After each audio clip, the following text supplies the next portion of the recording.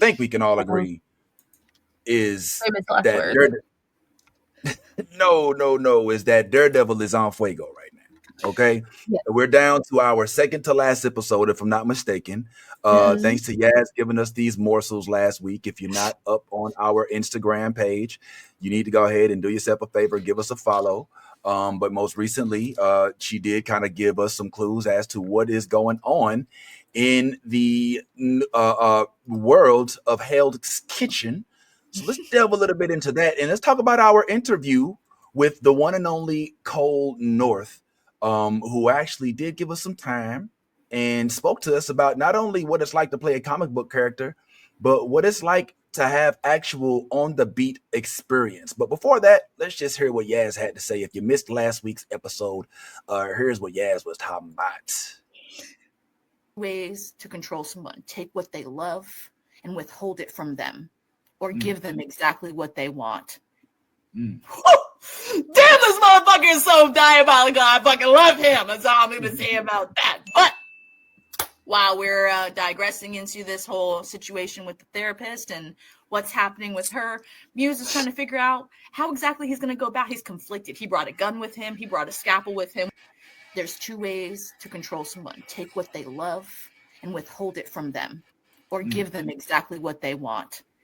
Damn, this motherfucker! I'm sure we all have some animosity towards our parents, but this kid took it a little bit far, I think, on this. And using people's blood to make his art, I'm talking about that's next level insanity genius. I mean, like, let's be serious. It took them 62 victims to find out it was blood. That's some next level planning. Like, I'm sure. Now it gets even deeper, unfortunately. But we did have, like I said, our good friend Jeremy Cole. And what you remember the most about this interview, Yaz? I mean, it was kind of refreshing chatting with him, just learning about. I mean, it was. What do you recall the most that sticks out?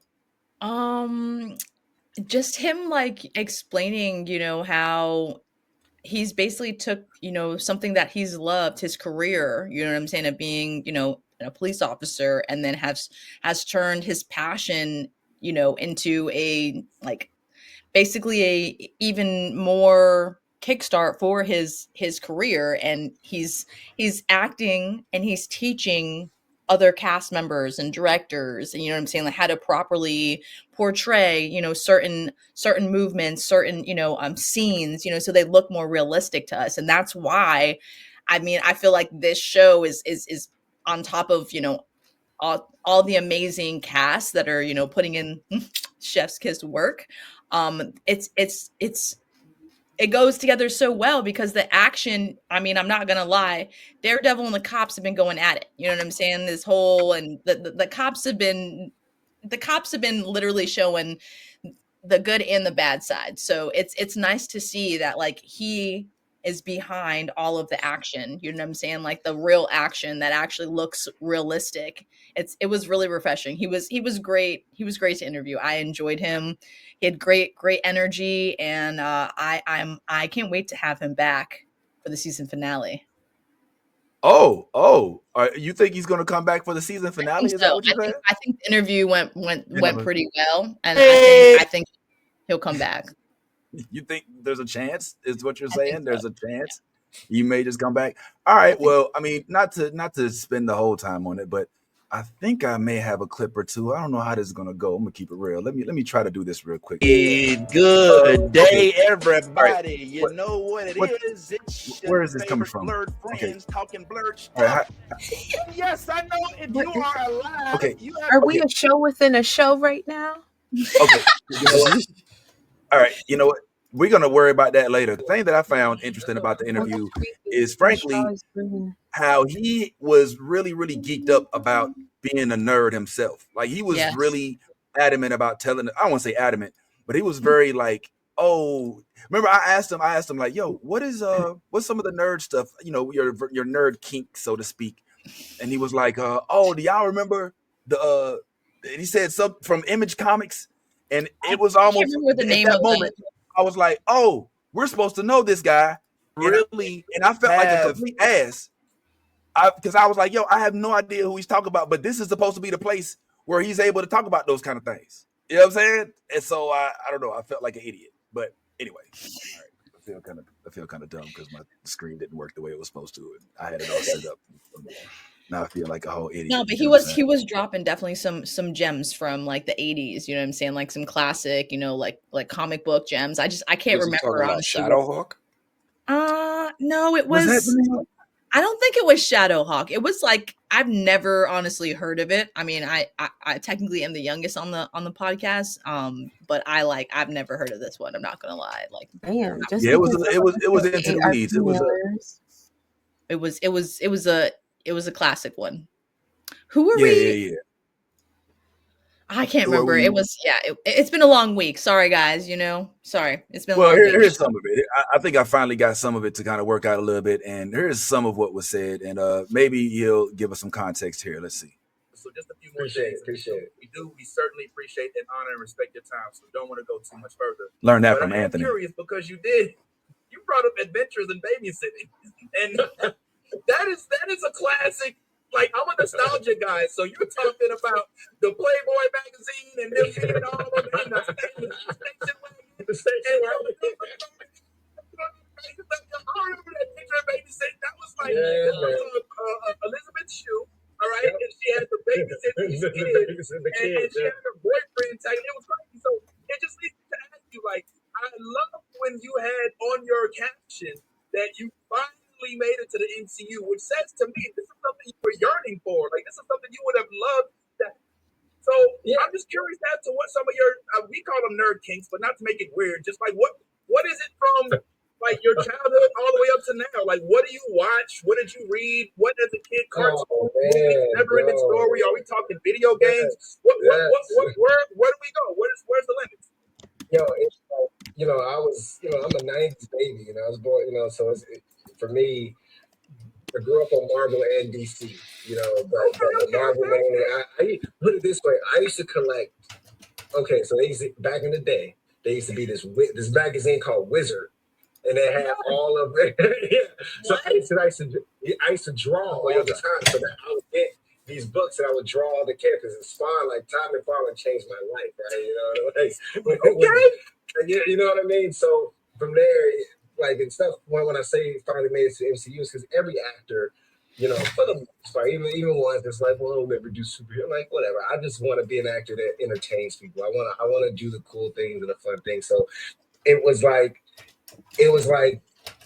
back when, the Netflix version of Daredevil, watched that show, and I watched that show like, man, this would be cool. I would love to be on this show like this, and then and then to turn around and 10 years later, or whatever it is, I'm on the show, and that's what I meant. Where it's like, it's like I'm not even guy because. It was something you speak into existence, and then when it actually happens, you're like, "Oh shit!" Excuse me. It's like, "Oh, it actually works." Like that actually, you know what I mean? Yeah. I come back and say that too. So that, my mom is a firefighter, so it's like, I grew up a firefighter. Okay, we never know. My mom is not a firefighter, but I did teach her into cursing, so we're good. No worries. Yeah, so we've got that interview coming up pretty soon. Not going to release the full thing today. I'm thinking maybe we release it the day after the finale. You know what I'm saying? When it's at its height, maybe. I'm thinking, I don't know. But one of the best things about it, and I think it's okay to say this, and make fun of him having 3 Bible names, as Yaz like to say. It's like it's Jeremy, Isaiah, Earl, Nebuchadnezzar, Joshua, Judges. He loved that. I'm just saying, okay? Like Mr. Ecclesiastes, Revelations, Matthew, Stop Luke, it. John. At the end of it, I think he had so much fun. He was like, "Yo, what's up with coming back?" So I don't know. The only problem is the West Coast, East Coast thing. So unfortunately, the live part's kind of hard fared. So sorry, chat. But at least we can probably get him on to hear about it because he did say some pretty cool stuff. So that's pretty good. You liking what you saw last week with Daredevil, y'all? do y'all remember what happened? Everybody Yeah. caught up. I know Anthony's got a lot going on, so I don't think he had a chance to catch up. So maybe we don't do it right now. Do it. Yeah, I don't know. Do we need a breakdown? Is Yaz? Do you remember the last episode? Do you remember the last episode? Yaz, do we have a potential breakdown within us? Is it there? I mean, I'm just inquiring minds want to know if it be possible for us to maybe get you to break it down.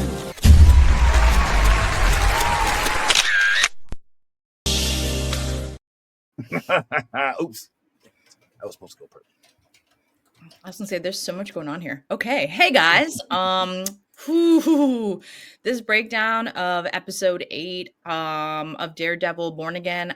Ooh, man, it's shit is heating up, is all I'm gonna say to start this off. Because if you remember last episode, if you don't, let me just help jar your memory a little bit. But Muse attacked Daredevil's girlfriend in her office, and it was a fucking showdown. And Muse, Daredevil, fucking went at it, and luckily, Daredevil got to save his woman's life. Thank you, Jesus.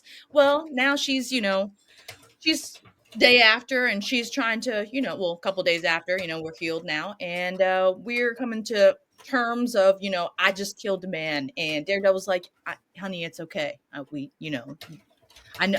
don't know how you feel, but I do know how you feel, kind of vibes, in the house. And then, of course, we get a knock on the door in the middle of our conversation, and guess who's at the door?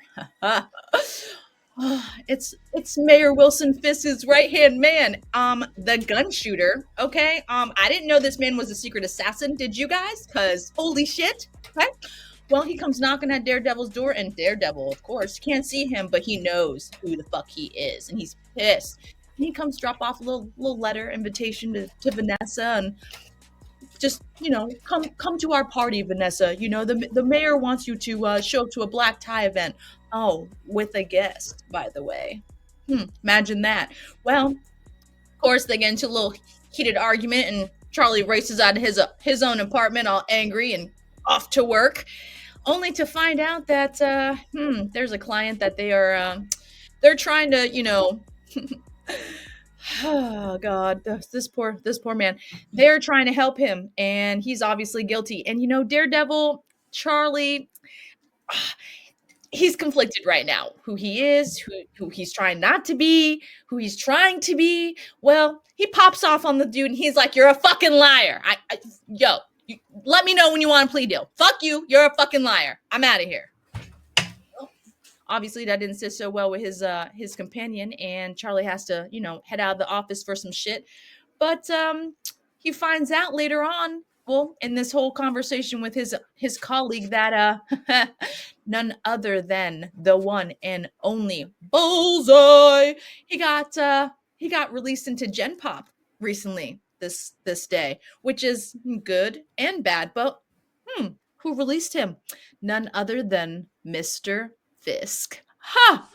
The wheels are fucking turning right now. Charlie is like, what? I got a fucking invitation to my house? Now this motherfucker's releasing this motherfucker who killed my best friend? Oh, shit. Yo, Daredevil's about to pop out of Charlie, and he's like, I'm about to fucking have to find out what's going on. So what do? We go to the bar where we had our last drink with Foggy, and we talking to the bartender, only to find out that night Foggy was actually having a celebration drink before his was like, is she still here? A celebration drink. Interesting. Why would he be celebrating? Only to find out that if he was killed, his case would be won. It's like he already knew. Well, guess what? Who is he going against in his case? Anybody have any idea? Well, that's what Daredevil's going to go find out. And guess what? The perfect way to bust open in someone's dirty ass businesses at a black tie event, is it not? Well, Mr. Mayor and Miss Fisk planning this beautiful, beautiful evening. But guess who becomes deputy mayor? What? I'm sorry, but little Wilson Fisk. Lil Willie over here. I don't know what this kid's name, but I'm telling you, he is baby. That is what Baby. Baby Fisk right here becomes deputy. He thinks he's a big dick swinger now, and I run this city, and I got everything where I want it to be. I got this hot little girlfriend named BB that's like, hanging on my every word, and I can control her words to the press, and but little does he know, BB is fucking playing him as well as she should. Because you want to know why? BB Ulrich, her uncle, was murdered by Mr. Fisk. And you know what? There's always a deeper fucking plot. And Fisk is always at the fucking end of that shit. So guess what? BB goes and sneaks off and finds the commissioner. She's got a, excuse me, sorry, deputy. I need to go to the bathroom real quick and powder my nose. And I'll be back and we can party. Well, guess what? BB slides out, talks to the commissioner, and she lets him know that not only is she a reporter under her name, but under other aliases as well. And if she wants to drop some real dirt on the mayor, she's more than happy to help with that cause. And being that she's at a social event tonight, she's always on the job working, making sure she gets the dirt she needs to crush the corrupt ass mayor. But guess what? Little baby Fisk knows nothing, and he thinks he's like, he's king of the world. He's Jack on the Titanic right now at the end of the boat with his arms out, talking about, I can fly, Jack. I can fly. I can't wait till that whole plot gets fucking ruined by his cute little sidekick, BB. So as we're at this black tie event that Mr. and Mrs. Fisk are planning together, before we get there, we find out that Vanessa actually she buries the hatchet. And how does she bury the hatchet? Well, Mr. Fisk gives her a beautiful choice. I have Adam. I'm going to show you where I've been keeping him. But I've changed, and I'm a changed man. I told you I wasn't going to kill him. I kept my word, woman. You make the decision. I leave you a key. I'll leave you a gun. What you going to do? I can't look at his hands. I can't hear his fucking voice. What you going to do? Whew. Vanessa, she gives about 5-minute thought, looking at the key, looking at Adam, saying, please let me out. Please, I won't tell nothing. I promise. Just let me the fuck out, please. This man was starved. He was beaten almost to death. Like, how did he survive that ass beating? Let's be serious. Like, did y'all see it? You need to go back because dude was like through walls. Kingpin was like, yo, it was telling you, shit was nuts. I don't know how that man is alive. That's all I'm saying about that. But he lived, and Vanessa made a very, very hard decision. Or did she? Well, she put 4 bullets in her lover. You make that decision. 3 in the chest, 1 kill shot to the dome piece. Through the gate that he was kept in prison. I'm just saying. This show, the lovers quarrel, the deception, the fucking ass beatings. Oof. It's something you can't deny watching. And if you haven't watched it, I don't know what the fuck you're doing. Watch it. Because as it goes deeper into this episode, Daredevil finally puts the pieces together and he figures out this was all a fucking setup. But who set him up? Was it Mr. Fisk or Mrs. Fisk? I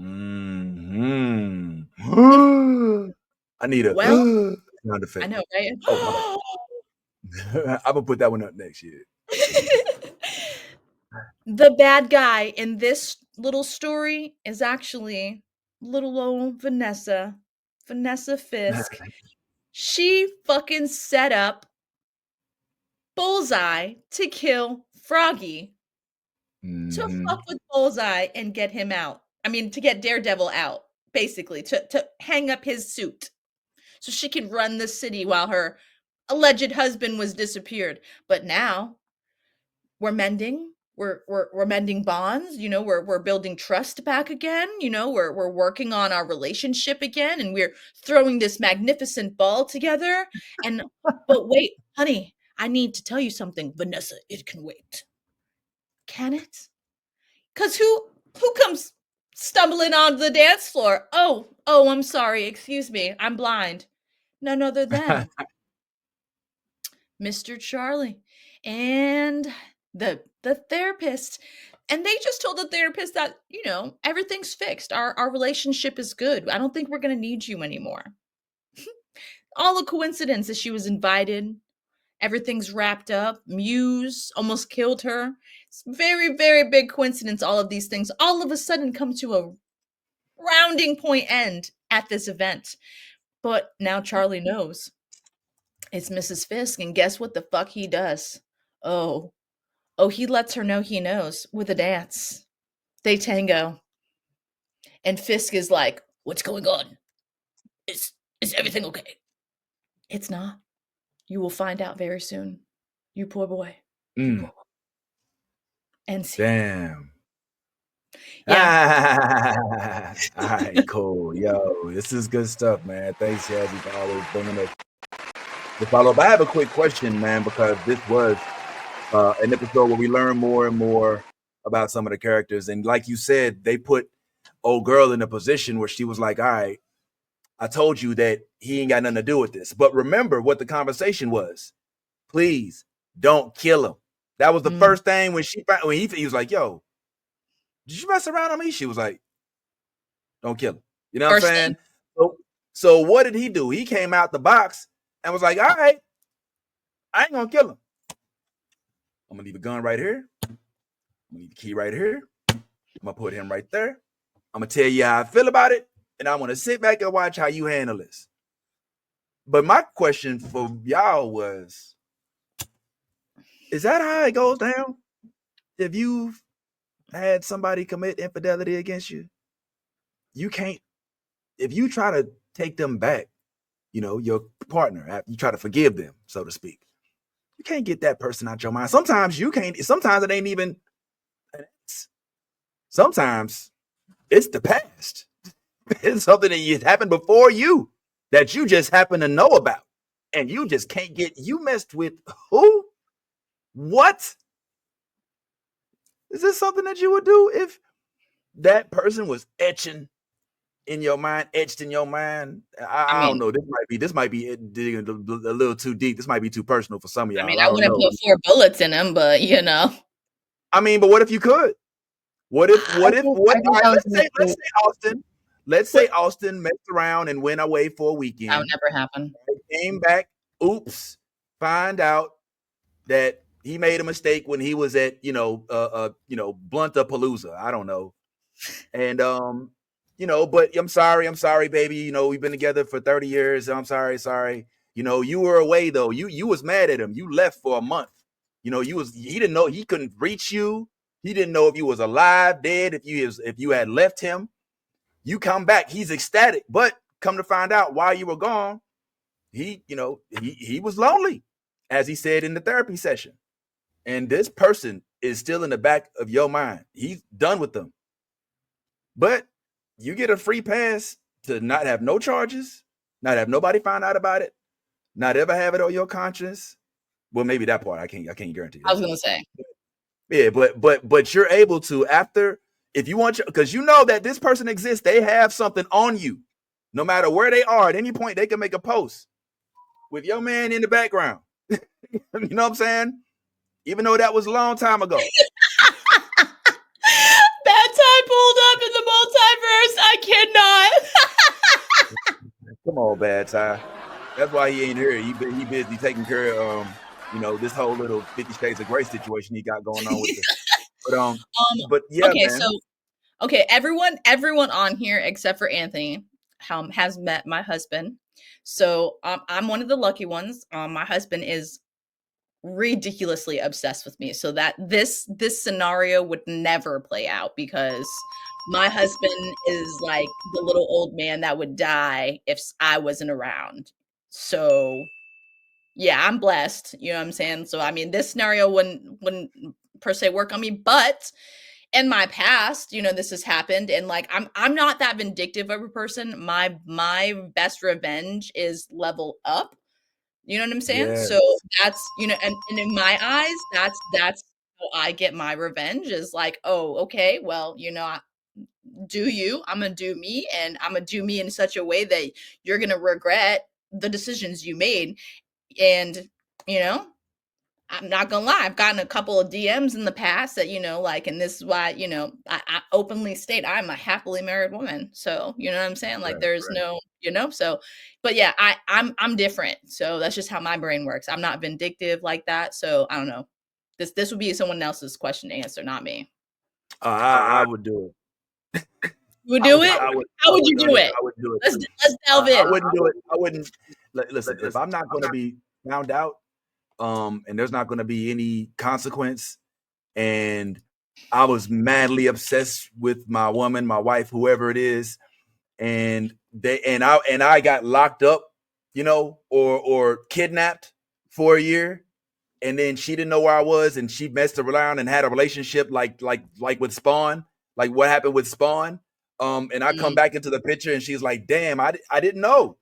I didn't know." I mean, this happened in Paradise. The same exact thing happened in Paradise. Yeah. You know what I'm saying? This scenario. So, if that happened, yeah, I ain't gonna lie. I don't know if that motherfucker walking around, you know what I'm saying? Just, with all this information, he gonna end up on a podcast somewhere. Like, what she really likes to do. There was this one time where I remember me and her, we were at the, nobody want to hear that shit. I wasn't around. You know what I'm saying? Like, I gotta stop that shit. You know what I'm saying? So yeah, if you give me the whole Punisher scenario where I get the just you gone, and I put you like they used to in Breaking Bad in a vat of acid, and you just, where'd he go? What happened to whatever happened to Lauren? Fully noted. Like, oh yeah. Yeah. Noted. Nolly, you next, because I'm scared if Vince keeps going on. Nolly, go ahead next, because it's oversharing. You mess with my girl. Oh, maybe I don't want to bring it to and what's you. the question? Would I, if I couldn't get caught, would I do what Fisk did?